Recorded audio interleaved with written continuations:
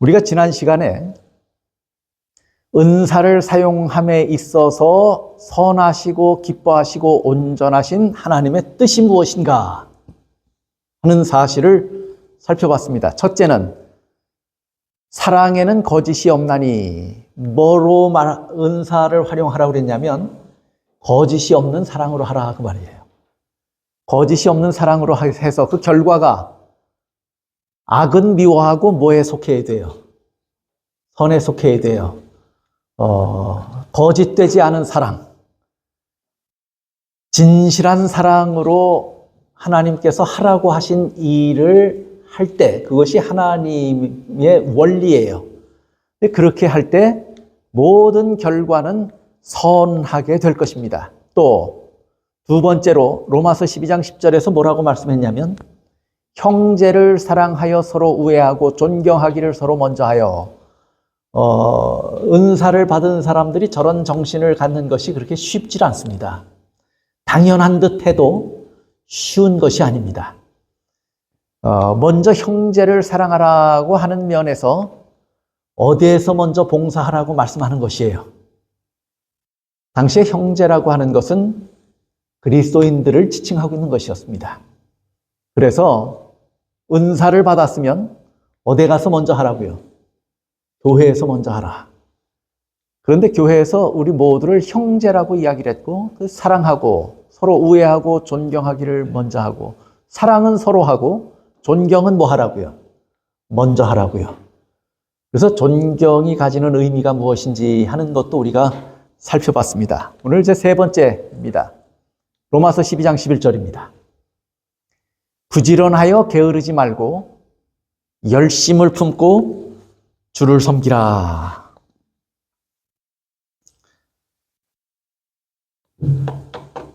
인디언들이요, 말을 타고 달리다가 잠시 말을 세운 후에는 말을 내려서 쉽니다. 왜 그렇게 합니까? 하고 물으면 그렇게 하는 것 당연한 것처럼 보이잖아요. 한참 달렸으면 뭐 해야 돼요?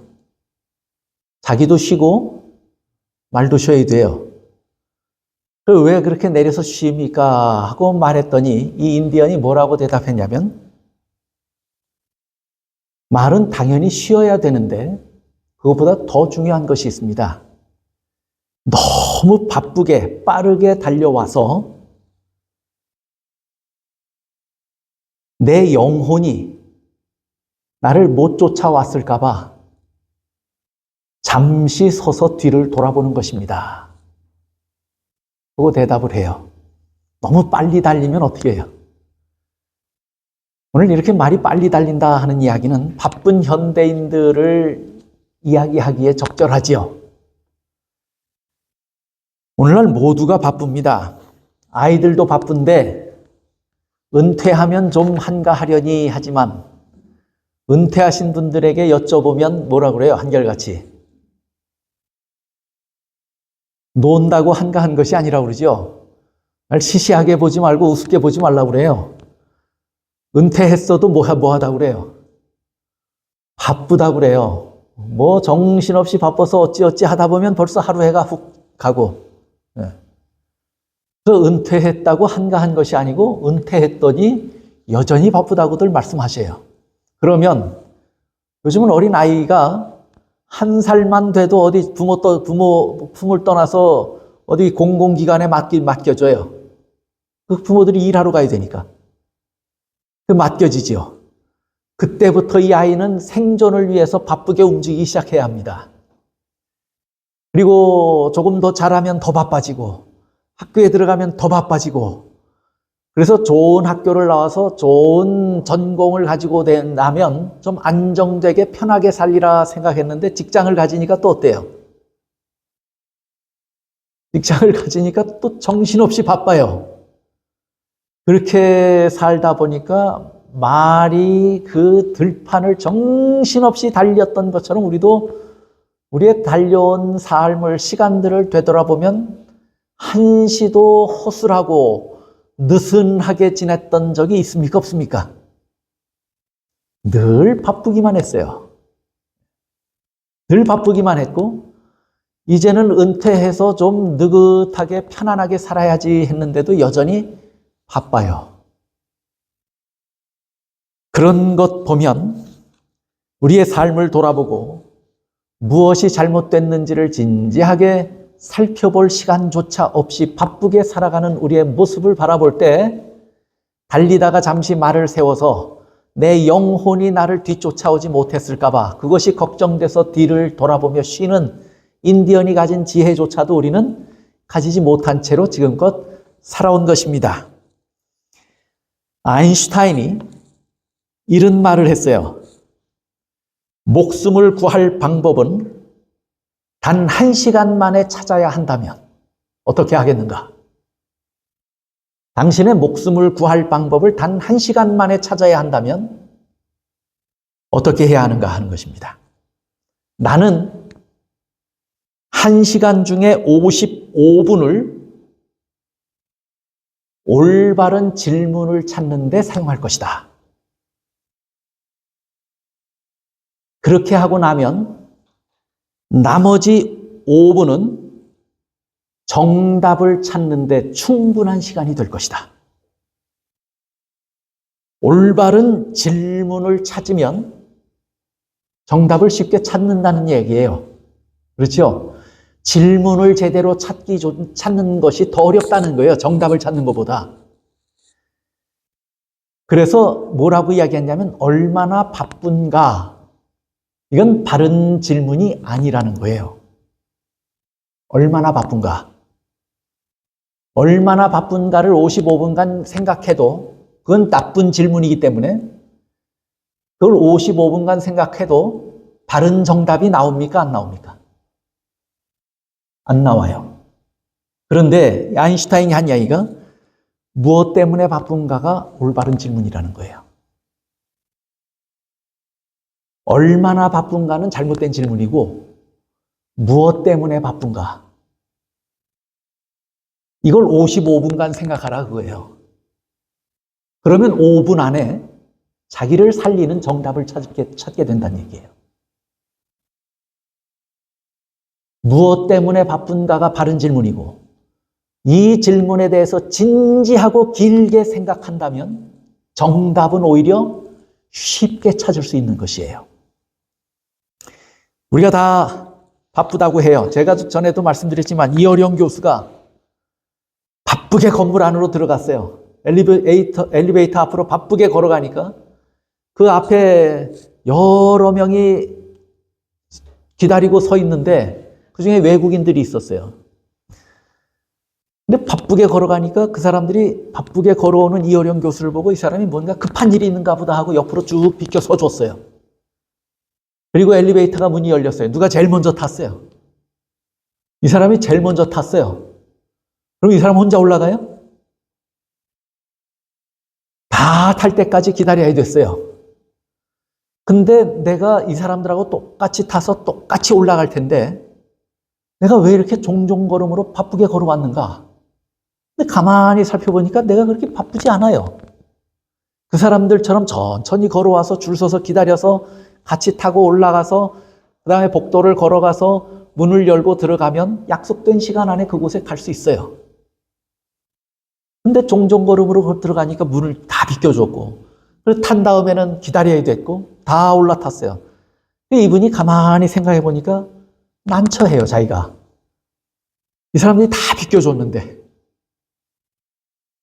그래서 이 사람이 가만히 생각하다가 참 난처하고 창피해서 엘리베이터가 문이 열리자마자 그리고 이 사람들은 엘리베이터에서 바쁜가 보다 하고 이 사람을 맨 앞에 제일 먼저 탔더니 안으로 가야 되잖아요. 근데 다 비껴줘서 그 사람이 빨리 나갈 수 있도록 길을 열어줬어요. 문이 열리니까 이 사람이 쏜살같이 나와서 화장실로 들어가 버렸어요. 갈 데가 없는 거예요, 그 시간에. 그리고 나서 자기 얘기를 하는 거예요. 한국인들이 이렇게 정신없이 바쁜 생각만을 가지고 살아간다고. 너무 조급하게 살아가고 조급하게 생각하고. 오늘 본문의 말씀에 뭐라고 말씀하냐면 부지런하여 게으르지 말고, 이 말은 지금 바쁘게 살란 얘기예요. 바쁘란 얘기예요? 게으르란 얘기예요? 바쁘게 살란 얘기예요. 바쁘게 사는 게 잘하는 것입니까? 잘못하는 것입니까? 때로 이 어려운 것처럼 난처한 경우도 있어요. 그러나 이 사람이 뭐 크게 잘못했다고 우리가 볼 수는 없어요. 그렇죠? 바쁘게 사는 것에 대해서 성경은 절대로 잘못됐다고 말하지 않습니다. 열심을 내라고 말해요. 열심을 품으라고 말해요. 바쁘게 살라고 성경은 분명하게 우리에게 말하고 열심히 살라고 말합니다. 그런데 얼마나 바쁜가를 성경이 요구하고 있는 것이 아니에요. 열심히 살아라. 바쁘게 살아라. 그러면 성경은 얼마나 바쁘게 살으라고 말하는 것인가? 주제가 지금 거기에 있는 것이 아니라고 하는 거예요. 무엇 때문에 바빠야 하는가를 성경은 가르치는 거예요. 무엇에 대하여 열심히 있어야 하는가를 가르칩니다. 우리가 세상을 살아가는 일에 참 열심입니다. 로마서 12장 11절에 부지런하여 게으르지 말고 열심을 품고 주를 섬기라 했는데 표준 세번역에서는 이 말씀을, 동일한 말씀을 이렇게 번역을 했어요. 열심을 내서 부지런히 일하며 열심히 부지런히 살란 얘기예요. 바쁘게 살란 얘기예요. 그런데 성령으로 뜨거워진 마음을 가지고 주님을 섬기십시오. 뭐 하는 일에 얼마나 바쁘냐의 문제가 아니고 뭐 하는 일에 바쁘게 살아야 한다라고 말하고 있는 것이죠. 질문이 바른 질문이라야 바른 정답을 얻는 것이에요.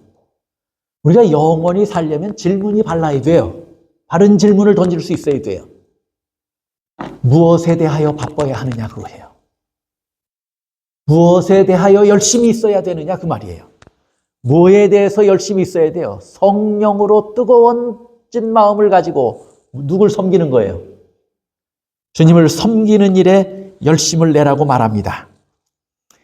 모든 사람들이, 세상의 모든 사람들이 자신의 바쁜 일에 굉장히 열심히 살아갑니다. 그런데 우리가 바쁘다고 말할 때는요, 그 바쁘다는 말은 늘 상대적입니다. 그리고 그것의 순서는, 바쁜 것의 순서는 늘 자기 마음속에 있는 가치의 순서로 정해집니다. 그렇던가요? 안 그렇던가요? 오늘 성경 좀 같이 공부합시다. 그러면 뭐라고 대답해요? 바쁩니다. 그러면 뭐가 더 바쁘단 얘기예요? 바쁜 것에는 항상 순서가 있어요. 그래서 상대적인 거예요. 하나님의 말씀을 좀 연구합시다. 그러면 제가 오늘 참 바쁩니다. 그러면 그 사람이 뭐에 대해서 바빠요? 나가서 친구 만나요. 친구 만나서 어디 커피숍에 가서 커피 한 잔 마시고 수다 떨고 하다 보면 그날 안식일 오후 시간이 다 지나가요. 그러면 그 사람은 뭐가 더 중요했단 얘기예요? 자기 마음에. 바쁜 것은 가치의 순으로 정해져요. 그러면 이 사람이 바쁘다고 말한 것은 뭐가 뭐보다 더 바빴단 얘기예요. 친구를 만나는 일이 하나님의 말씀을 공부하는 것보다 더 중요했다 그 말이에요. 교회 좀 오시죠. 제가 결석하는 분들에게 꼭 카톡 보내요. 자꾸 받으면 미안할 분들에게는 한 주 건너서 보내요. 근데 보내면 답이 와요. 답이 오는데 뭐라고 올까요? 아파서 못 왔습니다 하면 참 저도 걱정이 되는데 기도하겠습니다. 또 답글을 보낼 수 있는데 뭐라고 답이 오냐면 제가 이번 주에 참 바빴습니다. 그러면 바쁜 일이 속히 마무리되고 빨리 교회에서 뵀으면 좋겠습니다 하고 글을 다시 보내죠. 교회에 좀 오십시오 하면 뭐라고 대답해요? 바빠서 못 간다는 거예요. 여러분들도 우리 권집사님도 여러분들에게 전화도 하고 뭐 챙기고 하는 걸 압니다. 그분들이 또 저에게 전해주시는 말씀도 다 그거예요. 그분이 참 바쁘다고요. 맞아요. 바빠요. 그런데 그분 안에 우선순위가 뭐가 있기 때문이에요. 그분 안에 가치의 순위가 이미 정해져 있고 그 가치의 순서에 따라서 바쁜 거예요.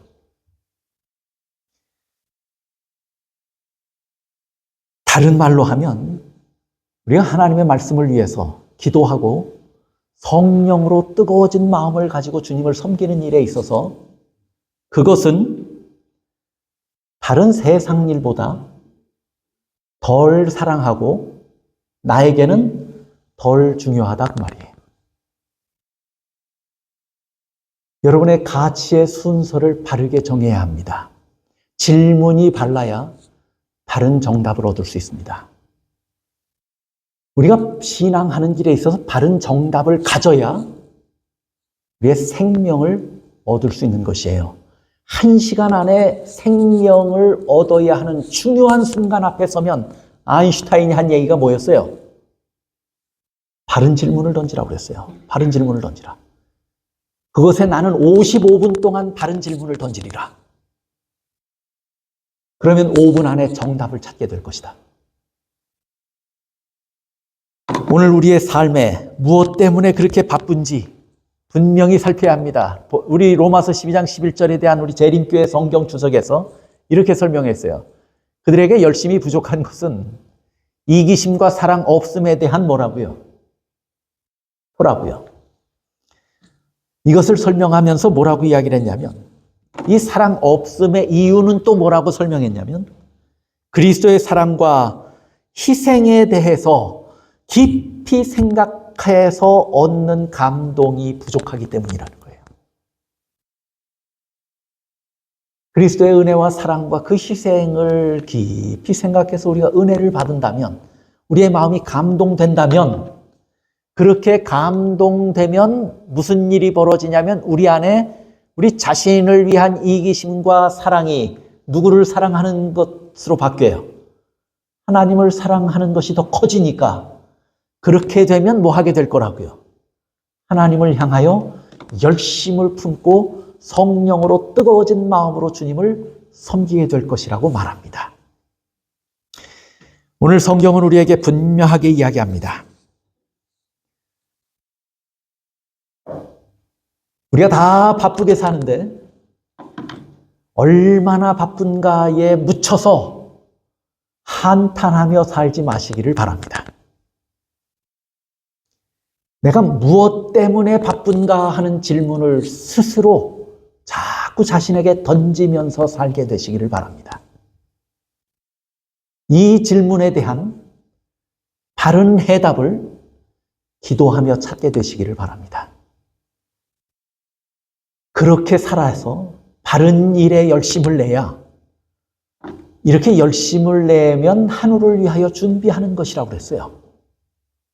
그리고 구원을 은혜로 얻은 자가 마땅히 살아야 하는 이 세상을 사는 하나님이 원하시는 뜻이고 하나님의 원리라고 설명합니다. 그 다음에 네 번째로 성경은 또 뭐라고 말하냐면 오늘 본문의 말씀은 우리가 은혜로 구원 얻었으면 은사를 주셨어요. 그리고 주신 은사를 하나님은 우리가 어떻게 쓰면 좋겠다 하는 사실을 분명하게 제시합니다. 그것을 하나님의 선하시고 기뻐하시고 온전하신 뜻이라고 이야기를 해요. 그런데 로마서 12장 12절에 보니까 소망 중에 즐거워하며 환난 중에 참으며 기도에 항상 힘쓰며 그랬어요. 은사를 사용하는데 저거 필요합니까? 필요하지 않습니까? 우리가 그리스도인이 된다고 하는 것은요, 결코 쉬운 일이 아닙니다. 그리스도인으로 산다고 하는 것이 어렵습니까? 어렵지요. 고난과 시련이 있습니까? 없습니까? 그 가운데서도 하나님은 그런 형편들을 극복하고 이겨내면서 그리스도인으로 살라고 말씀하시는 거예요. 어렵지 않다고 말씀하는 게 아니죠. 소망이 있다고 하는 것은 지금 어떻다는 거예요? 지금 어렵다는 얘기예요. 환란이 있다고 하는 것은 지금 생명이 위험에 처할 정도로 어렵다는 이야기예요. 기도에 항상 힘써야 한다면 여러분이 평상시에는 무슨 기도를 하세요? 감사하고 그 은혜가 감사하고 하지만 곤경에 처하면 어떤 기도가 나오십니까? 더 간절하게 기도하게 되죠. 더 굳게 매달리고 붙드시죠. 입이 바짝바짝 마르도록 그렇게 기도하지 않습니까? 기도에 항상 힘써요. 그런데 당시에 은혜로 구원 얻었다라고 기별을 듣고 기뻐했던 그 백성들, 그 사람들에게 사도 바울이 뭐라고 말하냐면 이거 쉬운 일이 아니야. 그렇게 말하는 거예요. 너희가 은혜로 구원 얻어서 기쁜가? 그러면 하나님은 너희에게 분명히 사명을 주셨어. 은사를 주셨다 그 말이에요. 은사를 주셨는데 그 은사를 행한다고 하는 것은 쉽다는 얘기예요? 어렵다는 얘기예요? 어렵다는 얘기예요. 여러분이 한번 생각을 해보세요. 구원 얻는 것이 참 쉽습니까? 어렵습니까?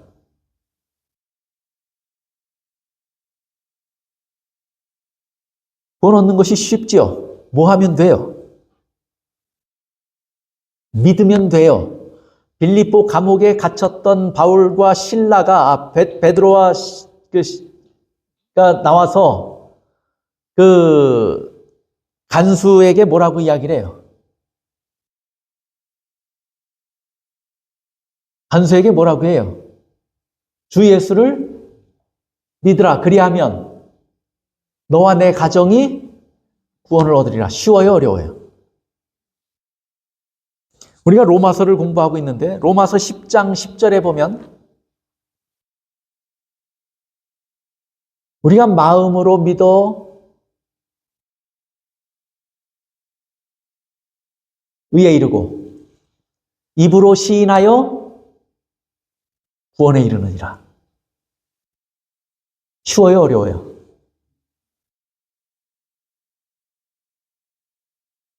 그런데 로마서 10장 10절엔 그렇게 얘기했는데 로마서 10장 9절에 한 절 앞서서는 뭐라고 이야기를 했냐면 마음으로 믿는 것과 입으로 시인하는 것이 무엇인지를 구체적으로 얘기를 해요.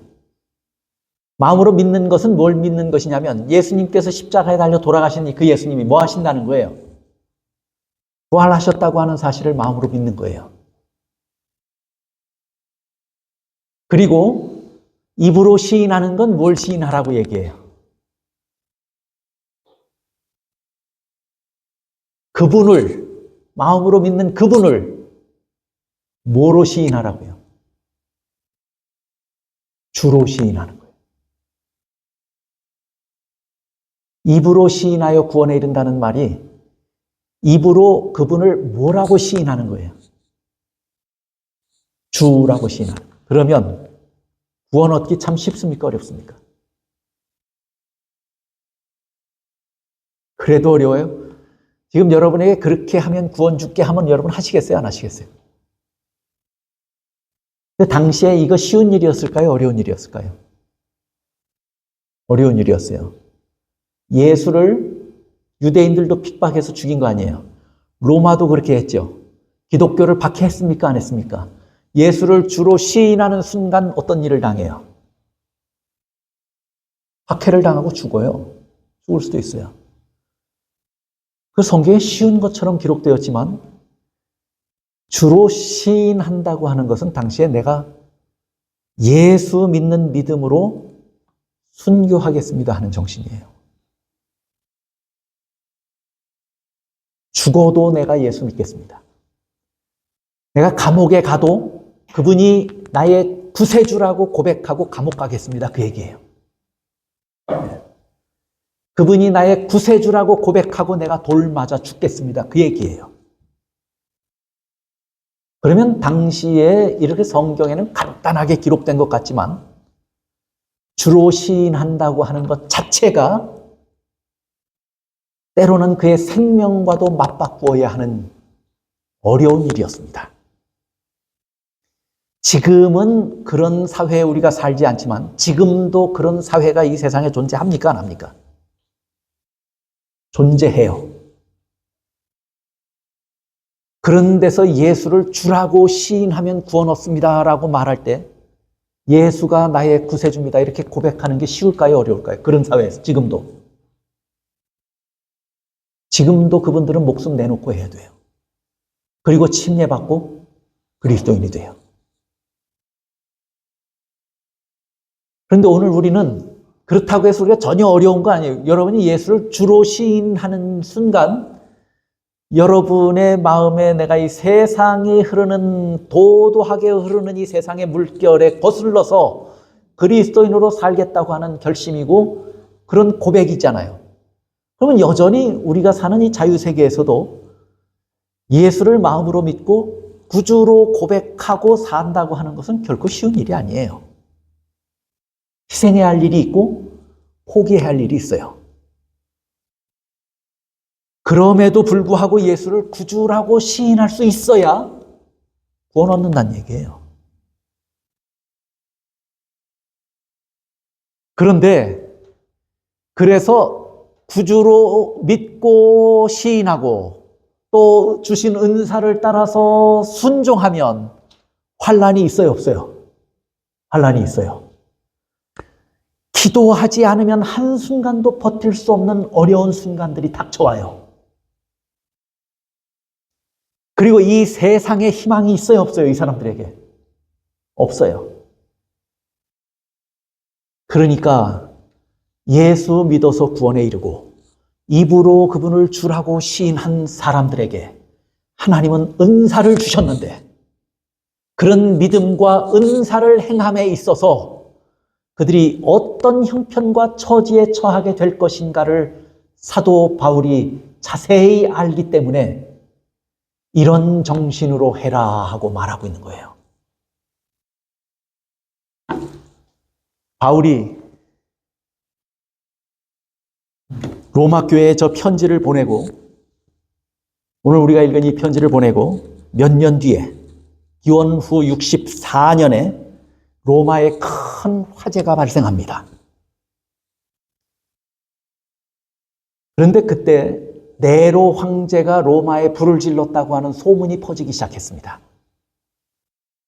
그럼 네로 황제는 정치적인 위기를 맞게 된 것입니다. 그래서 네로 황제가 자기 살겠다고 그 상황을 모면하기 위해서 누가 불질렀다고 소문을 내기 시작했냐면 그리스도인들이 로마에 불을 질렀다고 소문을 냈습니다. 그렇게 해서 누명을 그리스도인들에게 뒤집어 씌우고 그때로부터 그리스도인들에 대한 거대한 그리고 아주 거센 박해가 시작됐습니다. 이렇게 하나님 믿는 사람들이 이런 환경에서 살게 될 것을 하나님이 아셨어요? 모르셨어요? 아셨어요. 그래서 사도 바울에게 로마에 있는 사도 바울 교회에게 이 권면을 하라고 성령으로 감동시키셔서 사도 바울이 로마 교회에 이렇게 편지를 써서 보낸 것이었어요. 너희가 그리스도를 믿어서 구원 얻었어. 그리고 너희가 이런 어려운 형편에서 그분을 구세주라고 고백했어. 그러면 하나님은 너희에게 은사를 선물로 모두에게 주셨는데 이런 세상에서 믿음을 지키고 은사에 충성하며 사는 것이 얼마나 어렵게 될 것인데 앞으로 그때 너희가 어떻게 해야 하는가 하는 사실을 조목조목 설명하고 있는 것입니다. 무슨 정신을 가지고 해야 하는지 또 이야기하더니 이번에는 어려운 환경과 형편에서 우리가 어떻게 믿음을 지키고 은사 앞에 충성할 수 있는지 그 방법과 비결을 설명하고 있는 것이에요. 이 세상이 어려우면 마귀가 하늘을 닫을 수는 없으니 고개를 들어 하늘을 바라보고 그곳에서 너희를 위하여 예비하신 본향이 있다고 하는 사실을 바라보며 지금 이 어려운 순간들을 이겨내거라 하고 말씀하고 있는 것이에요. 지금 너희가 어쩔 수 없이 당하는 환난이 있지만 이 환난은 시간이 지나면 다 그쳐질 것이고 하나님께서 그 환난을 승리한 자들에게 상급을 주실 것이라고 하는 사실을 마음으로 믿고 환난을 인내하고 견뎌라. 이런 어려운 순간에 너희가 기도하지 않고 버틴다고 하는 것은 불가능하고 기도할 때 내가 천군 천사들을 너에게 보내서 너희를 지키고 인도할 테니 너희가 하나님께 순간순간 기도하고 어려우면 더 많이 기도하고 그렇게 기도하며 내 믿음을 지키고 하나님께서 맡기신 일에 충성하라고 말씀하고 있는 것이에요. 이 말씀은 당시에 어려운 형편에 있는 자들에게 분명히 주신 말씀이지만 동일한 어려움은 아닐지라도 우리가 이 세상에서 사는 날 동안 믿음을 신실하게 지키고 사는 것에 얼마나 큰 방해와 장애가 있는지 몰라요. 또 은사를 선물로 주셨는데 그것을 외면하는 것도 문제인데 우리가 그것을 깨달아 알아서 은사 앞에 충성되게 산다고 해도 그것이 쉬운 일이에요, 어려운 일이에요? 그것도 어려운 일이에요. 그래서 뭐라고 말씀하냐면 소망으로 하늘을 바라보고 환난은 상급을 기다리며 인내하고 도움이 하나님께로부터 온다고 하는 사실을 기억하여 뭐 하면서 하라고요? 기도하면서 하라고 분명하게 말씀합니다. 그 다음에 5번째, 로마서 12장 12절이에요. 선하시고 기뻐하시고 온전하신 뜻입니다. 믿음과 은사를 행함에 있어서의 하나님의 뜻이에요. 5번째, 우리가 성도들의 쓸 것을 아까는 뭐라고 말씀했냐면 형제들을 사랑하라고 그랬죠. 형제. 그 말을 뭘로 바꾼 거예요? 성도로 바꾼 거예요. 예. 성도들의 쓸 것을 공급하며 손 대접하기를 힘쓰라. 제가 1997년 여러분도 기억하실 겁니다. 한국이 경제적으로 아주 큰 충격에 빠진 날이죠. 1997년 겨울이었던 것 같아요. 제 기억으로는. 날짜는 정확하게 모르겠어요. 겨울이었던 것 같은데 IMF가 터졌습니다. 약 한 3년, 4년 가까이 IMF에서 우리 대한민국이 헤어나오질 못했어요. 그래서 뭐 금모으기 운동하고 뭐 굉장한 운동들을 벌였죠. 그런데 그때 기업들이 도산하기 시작했어요. 아주 줄도산을 했어요. 그랬죠. 기업들은 도산하니까 기업이 도산한 회사의 사장 할 것 없이 모든 직원들이 다 뭐 하게 됐냐면 이제는 직장을 잃고 거리에 나앉게 생긴 거예요. 뿐만 아니라 망하지 않은 기업들은 무슨 일을 했어요 또? 감원했어요. 구조조정을 했어요. 그렇지 않으면 살 수가 없으니까. 그래서 어마어마한 사람들이 직장을 잃고 거리로 나왔어요. 근데 그렇게 나온 사람들의 대부분이 가장이에요. 그래서 한국 사회가 경제적인 큰 충격에 빠지고 혼란에 빠졌어요. 많은 가정들이 어려워졌어요. 그때 한국에 노숙자들이 폭발적으로 생겨나기 시작한 겁니다. 그때 노숙자의 평균 나이가 42세인가 그래요. 그때 노숙자들의 평균 나이가. 회사에서 한참 일하던 사람들이에요.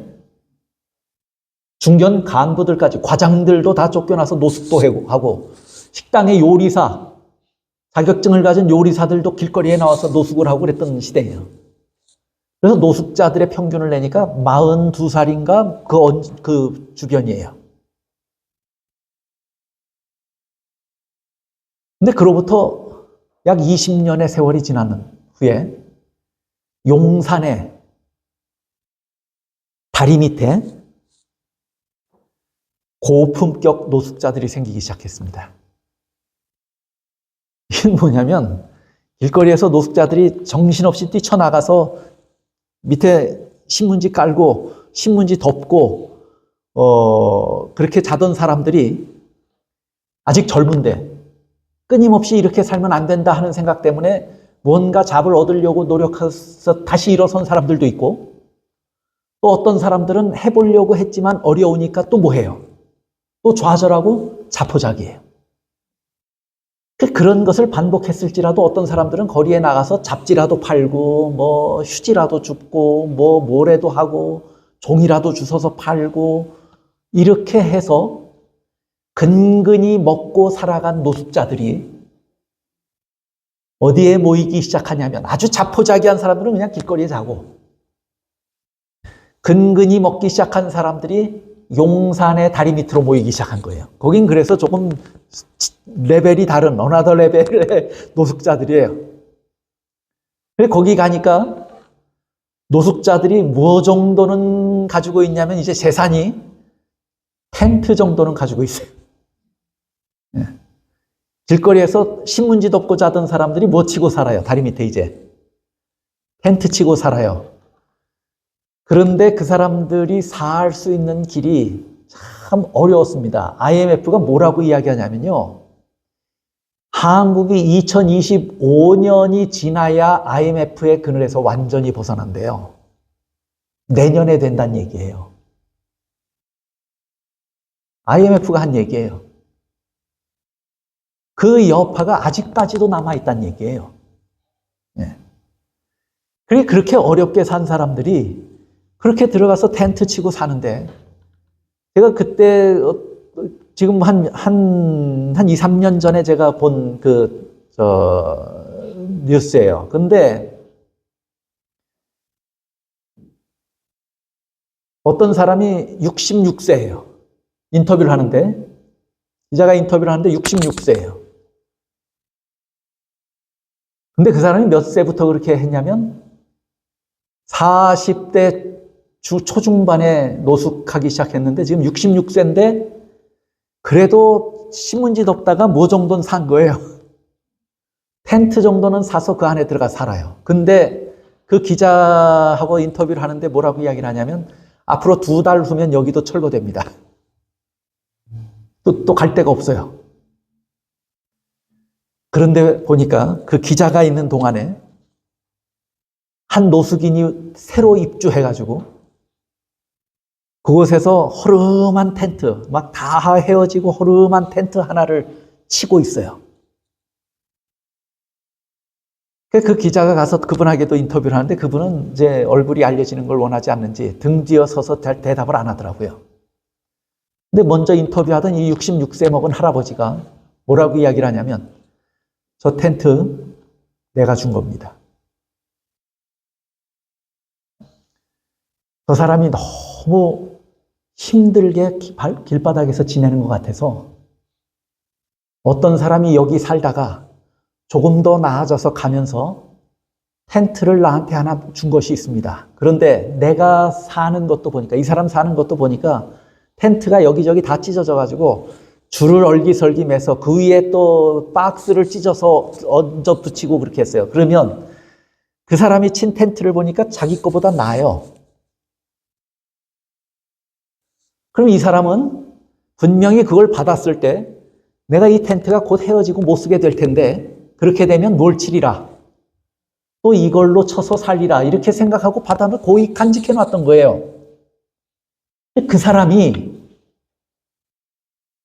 그렇게 어렵게 길바닥에서 자는 사람을 보고는 부른 거예요. 여기 와서 여기 자리 하나 있으니까, 그리고 내가 텐트를 줄 테니까 그거 가지고 와서 여기 들어와서 살으라고.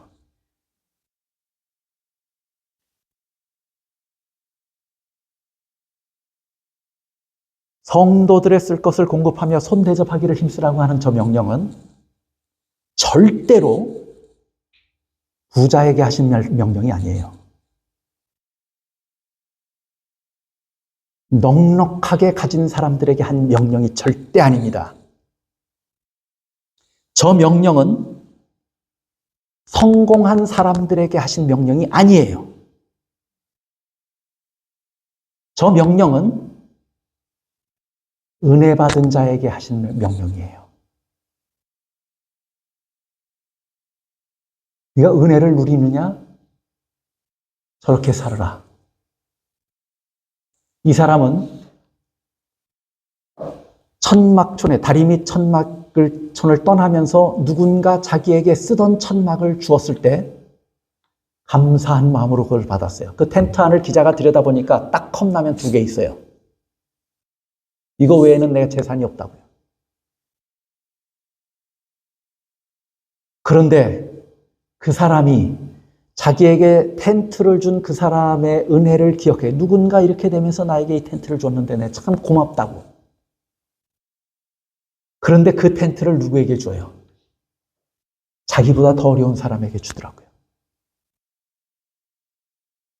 은혜를 베푸는 것은 은혜 받은 사람에게 하나님께서 주신 명령이고, 은혜 받은 사람이 해야 하는 일이 은혜 베푸는 일입니다. 그것을 성경은 분명하게 말합니다. 성도들의 쓸 것을 공급하며 손 대접하기를 힘쓰라. 디모데전서 6장 17절 19절. 네가 이 세대에서 부한 자들을 명하여 마음을 높이지 말고 정함이 없는 재물에 소망을 두지 말고 오직 우리에게 모든 것을 후히 주사 누리게 하시는 하나님께 두며 선을 행하고 선한 사업을 많이 하고 나누어 주기를 좋아하며 너그러운 자가 되게 하라.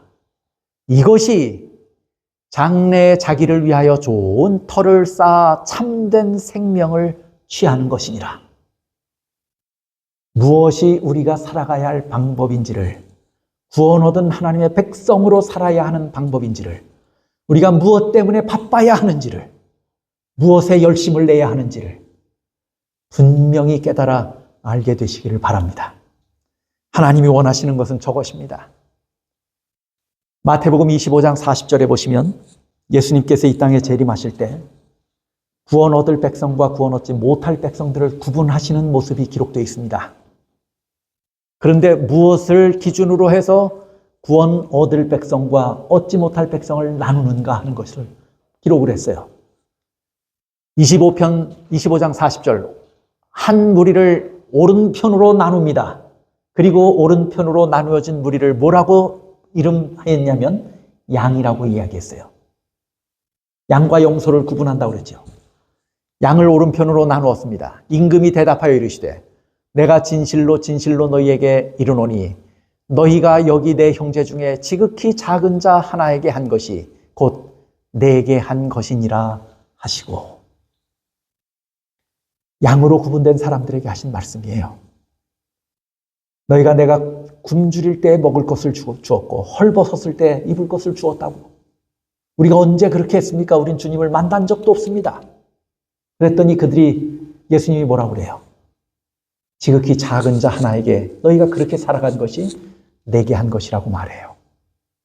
그리스도인의 삶의 모습이 무엇에 바빠야 하는지 분명하게 가르칩니다. 반대로 왼편의 염소들에게 말씀합니다.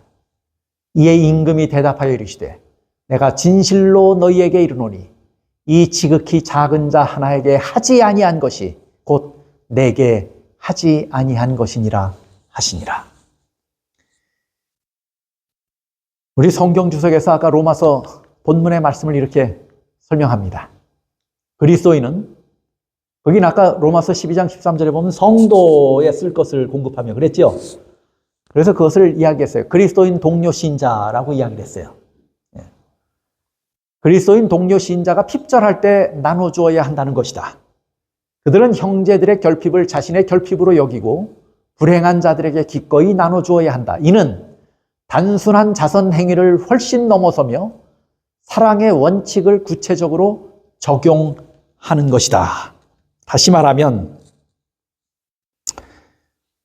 저렇게 해야 하는 것은 단순한 자선 행위가 아니라고 말했어요.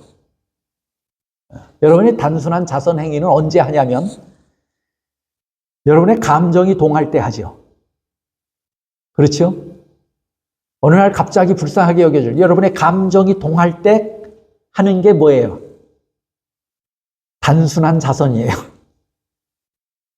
전에 어느 목사님 사모님이 불평하는 소리를 들었어요. 자기 남편을 향해서 불평해요. 뭘 불평했냐면 그래도 단에 서고 그렇게 하면 양복이라도 좀 제대로 있어야 하는데 그래서 양복을 사줬더니 이 목사님이 양복을 입고 밖에 나갔다가 어느 거렁뱅이가 육교 위에서 벌벌 떨면서 동냥하는 것을 보고 자기 겉옷을 벗어서 그걸 덮어주고 왔어요. 그리고 집에 와서 사모님한테 그렇게 혼나는 거예요. 그거 얼마 주고 산 양복인데 그것도 살려면 우리 돈이 없는데 단에 어떻게 설라고 그러느냐. 양복 없이 와이셔츠에 넥타이 맸는데 그 사람한테 양복 줘서 없다고 그러면 교인들이 다 이해하시겠지. 목사님은 웃으면서 얘기해요. 그런 목사님이 계셨어요. 근데 그분은 단 한 번만 그렇게 한 것이 아니고 그 사모님이 하는 얘기가 어느 날 보면 잠바를 입고 나갔는데 점퍼 입고 나갔는데 들어올 때는 점퍼 없이 들어와요.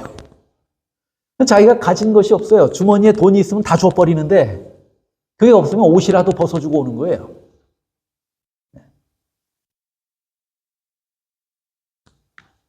그래 이분이 설교는 그 성격이 급해가지고 말을 더듬어요. 막 더듬고 설교를 해요. 그래서 무슨 말씀을 하시려나 들으려면 듣는 사람이 진땀을 빼요. 그래도 그 목사님을 모두가 존경해요. 그분은 누구의 정신을 가지고 살아요? 그리스도의 정신을 가지고 살아요. 은혜 받은 자의 정신을 가지고 살아요. 은혜 받은 자가 무엇을 해야 하는지를 분명히 알고 그것에 순종하고 사는 거예요. 감정에 치우치는 단순한 자선 행위를 하라고 말씀하지 않아요. 사랑을 행하고 핍절한 자를 돕고 사랑을 행하는 것은 뭐가 되어야 한다고요? 원칙이 되어야 한다고 말씀해요. 이것이 그리스도인 삶의 원칙이 되어야 한다고 말합니다. 오늘 우리가 그리스도인으로 교회에서 은혜 받은 자로 구원 얻은 자로 어떤 정신을 가지고 살아야 하는지 분명하게 사도 바울이 가르쳤습니다. 또 하나님이 그들에게 주신 은사에 대해서 어떤 정신으로 충성해야 하는지도 가르쳐 주셨습니다. 먼저는 하나님께서 주신 그 은혜와 은사를 교회에서 우리의 눈에 보이는 형제들을 위해서 진심으로 은혜를 베풀고 사랑하고 그들을 돕는 일에, 그들을 믿음으로 바로 세우는 일에 서로 열심하며 살게 되시기를 간절히 바랍니다. 이 일에 어려움이 있을지라도 하나님께서 분명하게 약속하셨습니다. 하늘의 소망을 두고 하늘의 상급을 바라보며 환난을 인내하고 기도하면서 끝까지 행하라고요. 이것이 오늘 우리들의 삶의 기준이고 목표가 되시기를 간절히 바라면서 오늘 말씀을 줄이겠습니다.